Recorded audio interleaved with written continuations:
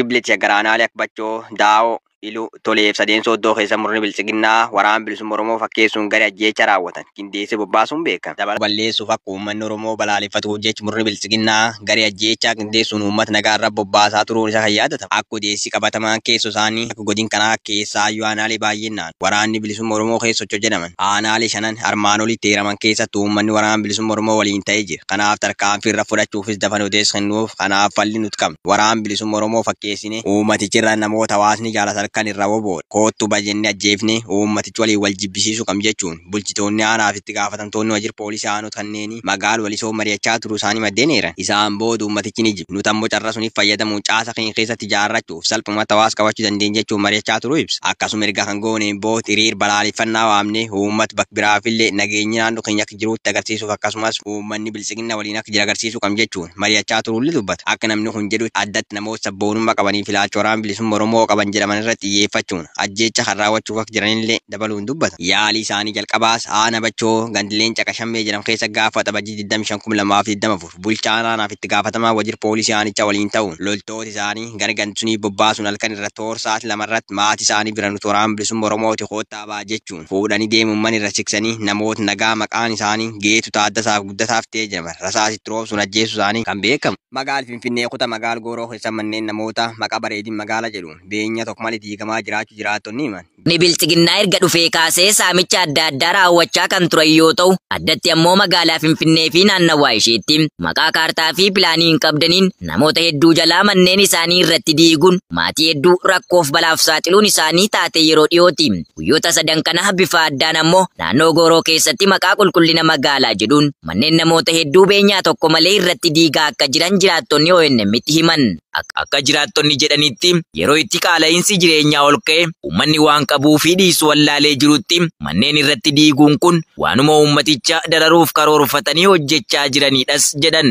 Koloneel Abiy Ahimad ilmaan haadha hiyyeessaa boochisuun manneen isaanii irraa diigee ofii ammoo siyaasa isaa bareechachuuf jecha karaa miidiyaa fi dabballoota isaa ololuun bakkoota mimmiidhagoo barbaadanii suuraa biratti ka'uun mul'ata. Godin Wallaggaa bulchiinsa magaalaa Naqamteetti manneen jiraattota waraana FPP'n sakattamaa jiraachuu. Otaas dhiyoo hoggansi abbaa irree Koloneel Abiy Ahimad aangoo empaayiratti qabate kana keessa falmiin guddaan sirnicha muudatee kan jiru yoo ta'u sirnichi saqa ittiin uummata dura dhaabbatu dhabee oggaa caccabaa jiru argaa jirra. Bulchitoonni empaayiratti wal furaa dhufan adeemsanis adda kan fakkaatu haa ta'u iyyuu malee xiyyeeffannoon hunda isaanii Oromoo balleessudha. Hacuuccaa daangaa darbee jalatti bitamee kan jiru sabni Oromoo mirga afaan isaan dubbachuu qe'ee isaarra nagaan jiraachuu mirga gaafii fedhee gaafachuu fi lubbuun jiraachuu isaa hanqatee yakka tokko malee baarjaa sobaan aangawoota empaayiratti biratti yakkamee godaanuu fi gadadamuu ta'ee jira. Waraanni akka feeten abbaan irree hawaasatti bobbaasee bulchiinsa magaalaa Naqamteetti rakkoo gurguddaa jiraattota irraan gahaa jiraachuus jiraattonni ONM magaalicha irraa dubbise ifoomsaniiru. Kaleessa jechuun adoolessa 2024 waraanni faashist Koloneel Abiy Ahimad milishoota sirnichaa waliin eeyyama mana murtii tokko malee gandoota magaalichaa hunda keessatti sakatta'aa geggeessuun namoota hedduu hiraarsaa akka turan nuuf eeraniiru.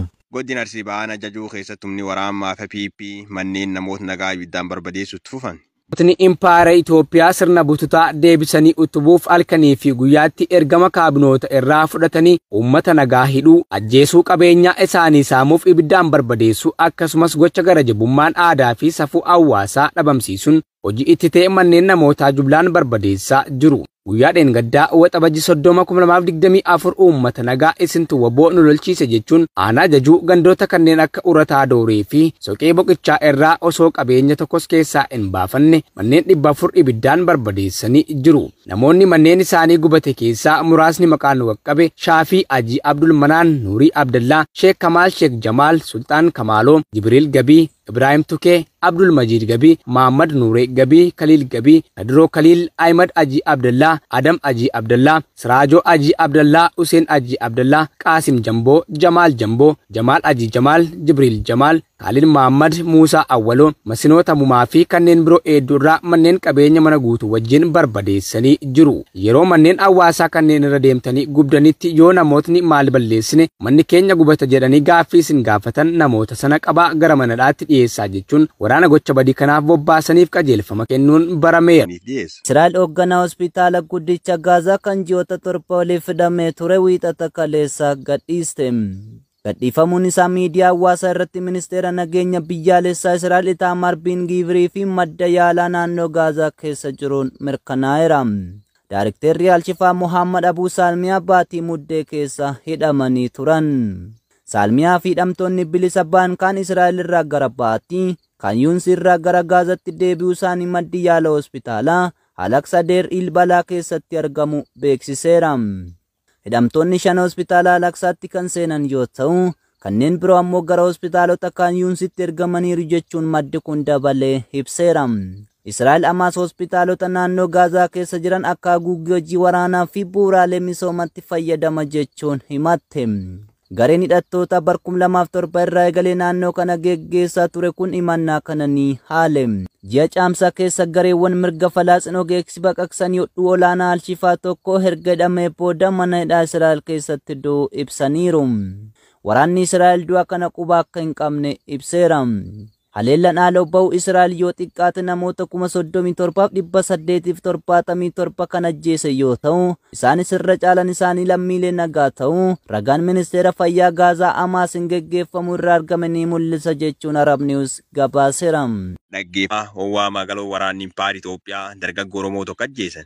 Jaaliiraan gameessa guutuu gabaasicha akka taanutti isiniif dhiyeessiti. Sirni garboonfataan PP duula duguuggaa sanyii labsuun addatti dargaggoota Oromoo lafarraa fixuuf bobba'ee kan jiru godina Baha Wallaggaa Ona Waamaa Hagalootti dargaggoo tokko ajjeesuun ibsame. Ona Waamaa Hagaloo magaalaa Mooxee jedhamutti guyyaa kaleessaa adoolessa tokko 2024 dargaggoo maqaan isaa Taarikuu Tolosaa jedhamu badii tokko malee sababa oromummaa isaa qofaaf milishoota keenyasitu ajjeesa jechuun bosonatti geessanii rasaasatti roobsuun ajjeesuu jiraattonni magaalichaa eeran. Aanichatti murnoonni bilxiqinnaa dargaggoota Oromoo irratti xiyyeeffachuun hidhaatti guuraa kanneen biroo ammoo bakka buute dhabamsiisaa jiraachuu. Uummata maqaa obbo waliin walitti dhufeenya qabduun saamuu dabalatee yeroo ammaa namoota hedduu gandoota baadiyyaa aanaa jalduu keessaa hidhanii dararaa jiraachuu maddeen magaalichaa ONM'if himan. Akka maddi keenya magaalichaa jedhutti gandoota aanichaa Osolee, Kilbee, Qoricha Dheeraa fi kanneen biroo keessaa waggaa darbee irraa kaasuun namoonni baay'inni isaanii 200 ol ta'an qabanii waajjira poolisii aanichaa keessatti hidhanii dararaa jiraachuu ibsa. Namoota kanneen jalaa qabeenya isaanii saamuu dabalatee isaanis murtii seeraa malee ragaa qabatamaa osoo hin qabaatin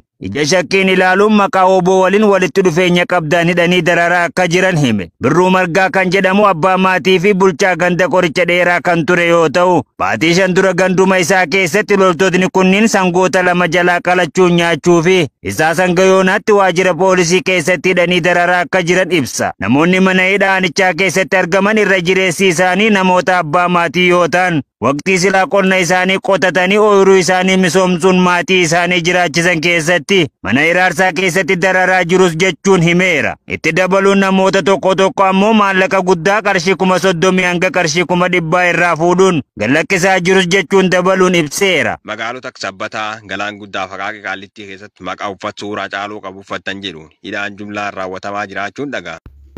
Ashama kabajamtoota fi jaalatamtoota keenya humni waraanaa mootummaa gartee maqaa ABO jedhuun uummata gartee uummata nagaa mana hidhaatitti guuraatiin jira.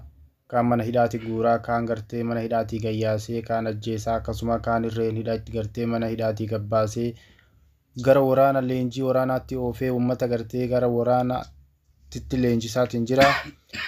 Akkasiin jira kabajamtoota fi jaalatamtoota keenya gartee mootummaa yeroo ammaa kana hammaatee jira. Akkasuma gartee gara magaalaa Shaggar kana keessatti nama irreedhaan qabanii mana hidhaatti guuraa jiranii achi gayyaasaniiti gara leenjii waraanaatti geessaatiin jiranii. Leenjii waraanaatti torbaan 2 yookaan 3 yookaan ji'a tokko olmotti guyyaa agarsiiyoota akka leenji'an achi booda gara waraanaatti geessanii achi akkasuma gara waraana faannoo yookaan humna waraana fiinxaaliyyiitti oofanii kaan achiin gartee gara waraana ABO'tti geessanii akkanaan isin jaa kabajamtoota fi jaalatamtoota keenya rakkoon Oromiyaa keessatti deemaa jiru hedduu babal'inaan deemaatiin jira.